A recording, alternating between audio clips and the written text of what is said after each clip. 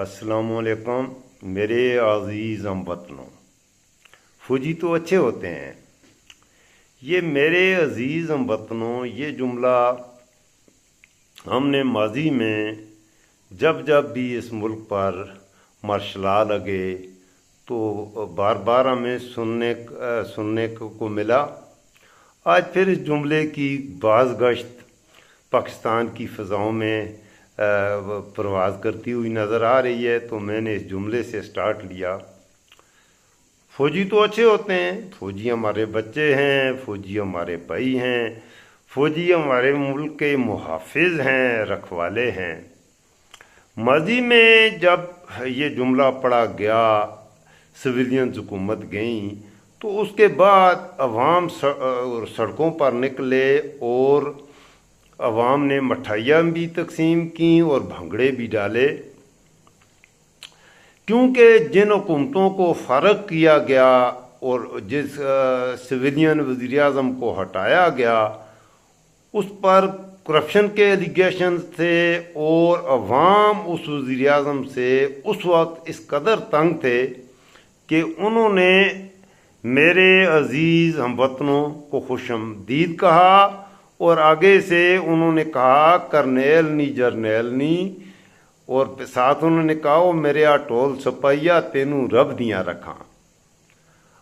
अब एक बार फिर ये जुमला शायद कुछ दिनों में आपको सुनने को मिले मेरे अजीज़ हमवतनों, लेकिन अब की बार रद्द-ए-अमल कुछ और तरह का आया है कि इस वज़ीर-ए-आज़म को कि इमरान खान को जब हटाया गया तो लोगों ने चे जाए कि वो कहते भंगड़ा डालते, मिठाइयाँ तकसीम करते, पाकिस्तान के अवाम सड़कों पर निकले और उन्होंने अपने वज़ीर-ए-आज़म को हटाए जाने पर शदीद रद्द-ए-अमल ज़ाहिर किया।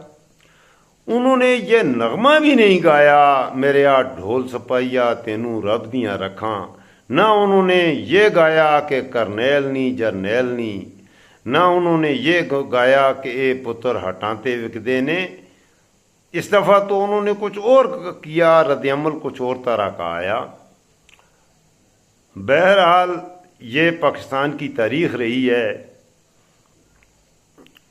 अब मैं इस पर ज़्यादा बात नहीं करूँगा। मैंने जर्नलों पर अपनी इस वीडियोस में गुज़श्ता कुछ वीडियोस में पूरी मालूमात देने की कोशिश की है। इस वक्त वतन अजीज़, इस वक्त हमारा मुल्क एक शदीद पॉलिटिकल क्राइसिस है। ये जो कुछ भी है इसकी बुनियाद, जो भी इकनॉमिकल क्राइसिस इस वक्त मुल्क में है, इनकी बुनियाद पॉलिटिकल क्राइसिस है। फ़ौज के हवाले से जो नफ़रतें तो के वो दरवाजे खुले हैं, इसकी बुनियाद भी पॉलिटिकल क्राइसिस है। फ़ौजी हमारे बच्चे हैं, हमारे भाई हैं। फ़ौजी भी गलती कर सकते हैं, ये मत सोचें कि फ़ौज का एक जनरल गलती नहीं कर सकता। और मैं समझता हूँ कि हमारे फ़ौज के आर्मी के चीफ से एक बहुत बड़ी संगीन गलती हो चुकी है। अपने आप को वो मुकम्मल तौर पर मार्शल भी नहीं लगाना चाहता, लेकिन उसकी जो एक्टिविटीज़ हैं उससे नज़र आ रहा है कि एक शख्स को पाकिस्तान की सियासत से एलिमिनेट करना चाहते हैं सारे मिल के, और हमारा जर्नल जो है ये उन लोगों के साथ है। हालांकि वो लोग इस कदर गंदे किरदार के हैं कि फ़ौजियों के बारे में सबसे गलीज़ ज़ुबान इस्तेमाल करने वाले ये PDM हैं। इस बात को मैं बार बार कहता हूँ, समझें इस बात को। इमरान खान ने फ़ौजियों के लिए, बाकी जो भी हुआ सो हुआ, लेकिन फ़ौज के लिए इमरान खान ने कभी गंदी ज़ुबान इस्तेमाल नहीं की, कभी किसी तरह भी उसने ऐसी बात नहीं की कि बल्कि इमरान खान ने हमेशा फ़ौज को अपनी कैपेसिटी में अच्छे अंदाज में डिफेंड करने की कोशिश की है हर फोरम पर। आप उनके इंटरव्यूज़ सुने, जो ख़ास तौर पर उसने वेस्टर्न मीडियाज़ को जो इंटरव्यूज़ दिए हैं, आप उनको सबको गौर से सुने। आपको नज़र आएगा कि इमरान खान पाकिस्तानी फ़ौज को किस अंदाज में डिफेंड कर रहे हैं। हालांकि कुछ मामलात ऐसे हैं, सवाल तो उठते हैं, सवाल तो उठते रहेंगे, सवाल उठते हैं जब। अब मौजूदा आखिर में आपको ये बताता चलूँ कि इस वक्त जो हालात डेवलप हो रहे हैं और अब जो ताज़े खबरें आ रही हैं وہ پہلے سے بھی زیادہ پریشان کن ہیں۔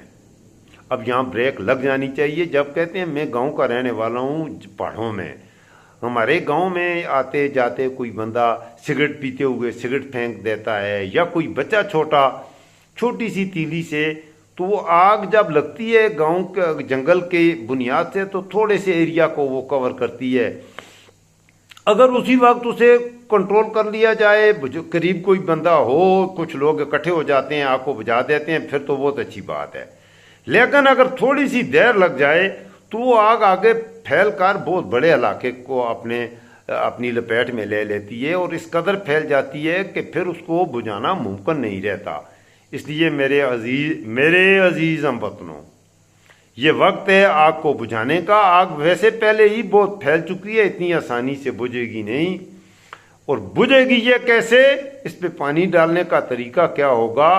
اس میں اس ملک کے محب الوطن، بھلے وہ بزنس مین ہیں، جیسے وہ ٹیڈی صاحب گئے ہیں، جن کا جیسے پریزیڈنٹ صاحب ہیں، چیف جسٹس، وہ خیر اس کو P D M chief justice کو نہیں مان رہے، اس کی تو مصالحانہ کوششوں کو بھی نہیں ماننے کے، اسی طرح کے کچھ لوگ ہیں، ایسی بات بھی نہیں ہے، اس طرح کے کچھ طاقتور لوگ ہیں جن کا انفلوئنس ہے، جو فوجیوں کو بھی سمجھا سکتے ہیں، پولیٹیکل لیڈرشپ کو بھی سمجھا سکتے ہیں، اور اگر کہیں کپتان غلطی کر رہا ہے تو کپتان کو بھی سمجھا سکتے ہیں۔ بہرحال پہلا مطالبہ کپتان کا جو تھا وہ بالکل آئینی جینین تھا، اس پہ عمل ہو جاتا تو یہ جتنی تباہی جو تھوڑے سے دنوں میں ہفتوں میں یہ جو نفرتوں کی فصل اگی ہے، کبھی یہ اگتی ہی نہیں۔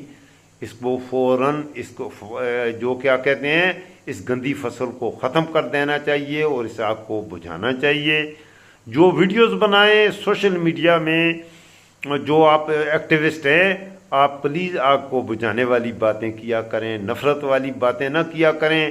ایک دو چوٹی کے جرنلسٹ ہیں، جب میں مبشر لقمان کی خیر میں نے اس کو انسبسکرائب کیا، وہ اس قدر گھٹیا اور غلیظ زبان استعمال کر رہا ہے۔ ایک سلیم بخاری ہے، ان دونوں کو تو میں نے ان دونوں کو وہ کر دیا ہے، اس قدر گھٹیا اور غلیظ زبان استعمال کرتے ہیں، کبھی ایک کی حمایت، ایک کی مخالفت، کبھی ادھر کبھی ادھر چھلانگیں اس نے۔ اور مبشر لقمان نے تو مجھے یاد ہے، اس نے ڈاکٹر اسرار صاحب کا مرحوم کا انٹرویو کیا تھا، اس میں جو اس نے گھٹیا پان، جو گھٹیا زبان، اس کے سوالات دیکھیں، گھٹیا پان حضرت آدم علیہ السلام کے حوالے سے اس نے کچھ سوالات کیے تھے، تو میں تو بلکہ اس حوالے سے ڈاکٹر اسرار صاحب پر بھی مجھے ہوا کہ انہوں نے اس گھٹیا آدمی کو انٹرویو دیا کیوں، اتنا یہ غلیظ آدمی، اور اس کے سوالوں کو دیکھیں، ڈاکٹر صاحب سے بات کر رہا ہے اور ایسے بات کر رہا ہے کہ آدم علیہ السلام کی تخلیق کے حوالے سے قرآن میں کیا ہے اسے زیادہ پتہ ہے، اور جب کہ پتہ ہے ہی نہیں ہے، وہ آدم علیہ السلام کی تخلیق کے حوالے سے جو اس نے مبشر لقمان نے ڈاکٹر اسرار کا انٹرویو لیا تھا، آپ بھی سن لیجئے۔ اور اس بندے کو اگر آپ نے سبسکرائب کیا ہے تو اسے انسبسکرائب کریں، اسے فالو کر رہے ہیں تو انفالو کریں۔ یہ ایک انتہائی گھٹیا اور غلیظ اور قومی غدار قسم کا اینکر ہے۔ میں نے یہی کہنا تھا، پاکستان کے حوالے سے سوچیں، پاکستان کی بات کریں۔ آج جمعہ کا دن ہے، آج باقاعدہ اپنے ملک کے لیے خصوصی دعاؤں کا اہتمام کیا جائے پاکستان میں۔ میں تو آپ کو یہی عرض کروں گا، انشاءاللہ میں بھی ابھی نماز کے لیے نکلوں گا، اور میں اپنے ملک کے لیے آج خاص طور پہ دعا کروں گا، اللہ تعالیٰ میرے پاکستان کو قائم و دائم رکھے۔ یہ پاکستان ہے تو سب کچھ ہے، پاکستان نہیں ہے تو کچھ بھی نہیں ہے۔ اللہ ہمارے پاکستان کو سلامت رکھے، اور یا اللہ یہ ملک جس سطح پر اسے لے آئے ہیں ہمارے یہ سیاسی لیڈر، اس میں سارے شامل ہیں، اس آگ کو لگانے والے سارے شامل ہیں، پھونکے مار مار کر اسے بھڑکا رہے ہیں، بجھانے والا کوئی نہیں ہے۔ ایسے حالات میں ہم تو صرف اللہ، یا اللہ تجھ سے ہی امید رکھتے ہیں، تو ہی ہم پہ مہربان ہو جا۔ ہم گناہگار ہیں، یقیناً ہم سے کوئی غلطیاں ایسی ہوئی ہیں جس کی وجہ سے آج حالات یہاں پہنچے ہیں۔ بہرحال ہم جتنے گناہگار ہیں، اللہ اتنا ہی زیادہ رحیم ہے، اتنا ہی زیادہ مہربان ہے۔ انشاءاللہ امید رکھیے کہ اللہ کی مہربانی سے سب کچھ بہتر ہو جائے گا۔ مجھے بھی اپنی دعاؤں میں یاد رکھیے گا، اپنا خیال رکھیے گا۔ اللہ حافظ، فی امان اللہ۔